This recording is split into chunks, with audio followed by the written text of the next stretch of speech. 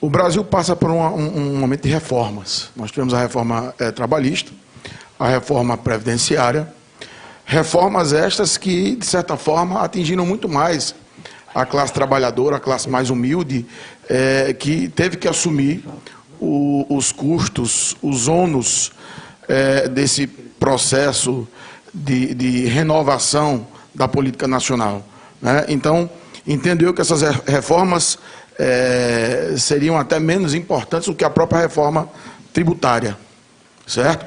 Agora, a reforma tributária é de verdade. Se você pegar a história do Brasil, por que a monarquia vai cair? Porque o Estado era custoso, o Estado monárquico era extremamente pesado. E a República entra como uma saída, não por uma questão ideológica, ou por uma questão histórica, ou porque eles acreditavam nos ideais de Augusto Comte. Não. O Império vai cair não só pela abolição da escravatura, mas principalmente porque era um Estado custoso. Havia um desgaste das contas públicas, havia um excesso de cobrança, e isso quem pagava era o povo, que desagradou a todos. A República assume e não resolve esse problema. Faz uma maquiagem e mantém os impostos. Eu cito aqui rapidamente, para não tomar tempo, até o caso do Antônio Conselheiro, que um dos motivos para a Guerra de Canudos é exatamente a negação ou a tentativa que ele quis implementar no sertão baiano de não pagar impostos à República, levando aí a outras considerações. Então a reforma tributária ela é essencial para o Brasil, para o empresariado de modo geral, para aquele que emprega. Agora, como é que eu vou falar em perdão de lucros líquidos e de dividendos previdenciários das igrejas de modo geral, certo? Em especial das igrejas evangélicas? O doutor Paulo Sabino falou muito bem, o R.R. Soares é pai do David Soares, que é o autor da emenda constitucional, que é o autor do projeto, perdão, e que pede exatamente essa isonomia. É esse cidadão mal intencionado que pensa em, dentro do que seria o patrimônio nacional, dentro dos tributos que são recolhidos de todos de forma unilateral e obrigatória, ele pensa dessa forma levar vantagem. E eu fiquei pensando cá, vindo para o teu programa, Fernando, eu coloquei R$200 de combustível. E na emissão da nota, aproximadamente R$89 de impostos. Esses são os impostos indiretos que nós pagamos. E nós pagamos em tudo. Você faz uma compra simples, uma feira no supermercado, você paga impostos. E sem contar que essas igrejas já gozam de isonomia em várias áreas, certo? Imagine que este governo que se estabeleceu, agora está se especializando em perdoar dívidas de lobbies, de grupos específicos dentro do Congresso Nacional, que talvez me permita dizer o mais corrupto dos últimos anos, o mais corrupto da história. O que era renovação não é o mesmo pragmatismo, a mesma prática do toma lá da cá. E assim, dívidas de banco, dívidas de empresário, dívidas do agronegócio, dívidas de igreja, que se completam com a fé do pobre cristão. Essa é uma proposta, de certa forma, não vou dizer infeliz, e também não vou me estender, porque senão eu vou falar demais e os colegas precisam falar. Mas é uma proposta até criminosa. Até criminosa. É desdenhar, é ofender, é humilhar o cidadão, o contribuinte, que tem a obrigação de cumprir com seus impostos. Pode falar, professor Paulo? Eu queria só...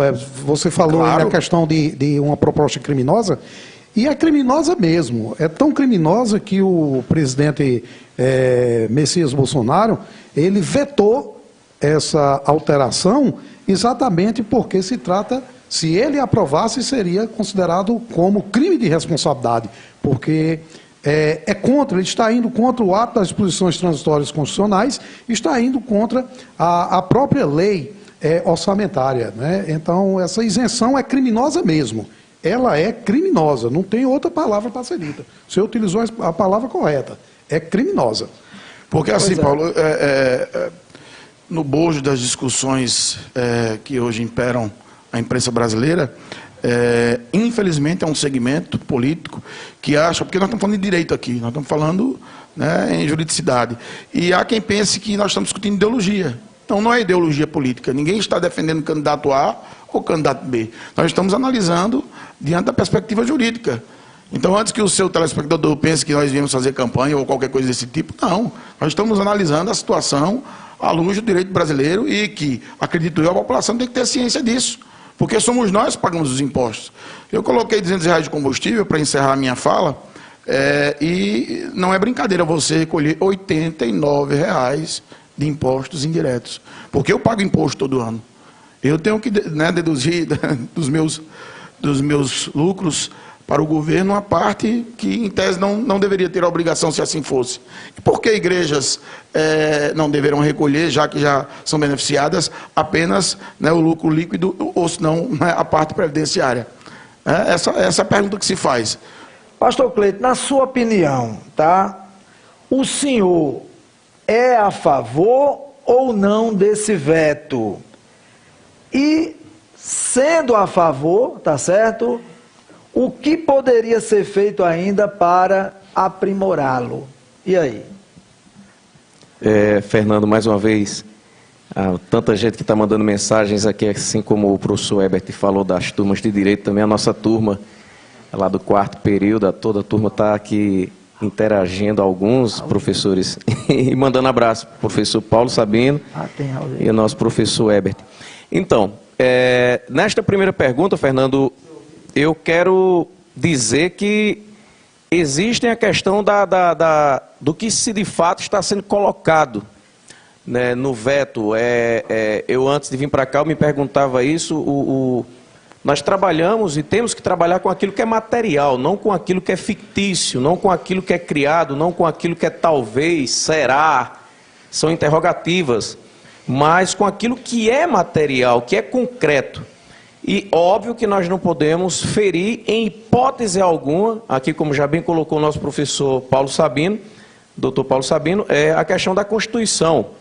E quando nós vamos adentrar a essa questão e a pergunta que você me fez, se eu sou a favor ou não, e o que pode ser colocado, primeiro eu sou a favor de que se tenha, por incrível que pareça, vou falar como um líder religioso, mas aqui eu tenho que fazer aquela questão, eu tenho que olhar o que de fato está ao redor de um todo, e não apenas olhar, como dizia meu avô, doutor Paulo Sabino, olhar para o meu umbigo. Eu não tenho que olhar só para a minha pessoa, eu tenho que olhar aquilo que está ao meu entorno, e o que está ao meu entorno são diversas famílias carentes, pobres, e eu tenho que ter um olhar nessa conjuntura como um todo. Então, para ir mais específico, eu sou a favor do veto, mas com muita colocação que precisa ser colocada lá. Por exemplo, nós sabemos que existem os grandes templos, né, no nosso Brasil.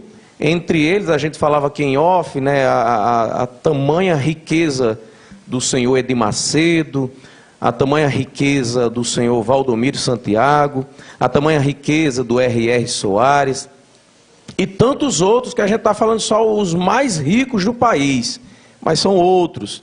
Mas, enfim, a minha preocupação, doutor Paulo Sabino e professor Herbert Melo, e Fernando e telenautas, é a seguinte: os que estão nas pontas, eu estou falando os pequenos, eu vou defender a tese aqui dos pequenos, eu vou defender aonde eu estou com o meu pé firmado. Eu não posso fazer uma defesa daquilo que eu não estou vendo materialmente lá no Sudeste, como o caso desses grandes templos que sabemos nós que envolve-se bilhões de reais. Então, quero deixar essa colocação minha enquanto pastor no seguinte: eu sou a favor de que se tenha o veto dentro de um olhar para aqueles que são pequenos quando se refere a um trabalho voluntário. Nós sabemos que os templos religiosos, eles trabalham por questões de doação. É uma sociedade que se levanta em prol daquela X instituição, seja ela católica, evangélica. A própria maçonaria, ela trabalha com donativos. A própria instituição em si, eu conheço, tenho vários amigos e familiares que são maçons, e eu conheço o trabalho de perto da maçonaria, eu conheço mais do que ninguém também a questão do trabalho evangélico, como também conheço uma boa parte do trabalho católico. E eles trabalham com doações. Eu me fazia essa pergunta, doutor Paulo e professor Herbert. Por exemplo, se nós formos hoje, eu estou falando os pequenos, como eu disse, a minha defesa aqui vai ser os pequenos. Então, se eu for hoje, enquanto pastor, na magnitude do que nós temos hoje, do nosso templo aqui em Cajazeiras, há 11 anos, fazendo um trabalho social, trabalhando com pessoas que conhecem o trabalho, que são pessoas que a gente chama os membros, né, a nave da igreja, e que com doações eles sustentam a energia, a água, enfim, tudo que se ali tem. Então, quando eu olho para esse olhar, e eu me fiz essa pergunta antes de vir para cá, a gente, por exemplo, estava tentando fazer uma compra de um prédio, é nosso desejo um prédio particular para sairmos de um aluguel. E quando eu fui procurar as instituições bancárias, obviamente que eu levei um não. Por quê? Por que o banco ele não tem uma X carta de liberação? E até entendo. Porque a igreja, né, essas pequenas, elas vivem de doações. Ela tem hoje e pode não ter amanhã. É algo que não é uma coisa concreta, doutor Paulo Sabino, que vai se permanecer a longo prazo. Por exemplo, antes dessa pandemia, nós estávamos aí com um pouco mais de 120 famílias sendo assistidas. Hoje caiu para 30. Estou falando Cajazeiras, aqui onde eu hoje lidero. De 120, caiu para 30 famílias. Teve uma queda financeira? Sim, e como? Por exemplo, eu estou falando de uma questão financeira, vou falar bem transparente da questão minha. Uma igreja que hoje, no nosso templo, entra pouco mais de R$2.000 ao mês. Eu estou falando de um templo que tem R$2.000 ao mês, e é comprovado isso, nós temos a tesouraria, nós temos uma comissão de ética, nós temos todo esse trabalho, até porque está no estatuto interno do ministério.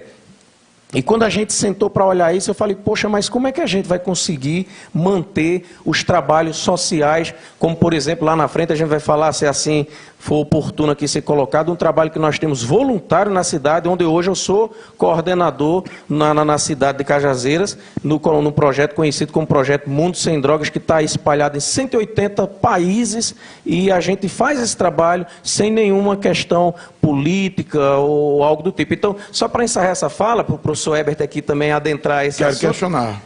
Quero questionar, sim. Eu sou a favor do veto no sentido de ver, doutor Paulo Sabino e professor Herbert, em que dimensão vai prejudicar aqueles pequenininhos que estão lá na ponta. Porque tem os pequenos. E sou também a favor de que realmente esses tão grandes templos, professores, eles realmente tenham-se o devido respeito de ter a contribuição brasileira, porque já que a Constituição diz que direitos são iguais, então tem que ser direitos iguais para todos.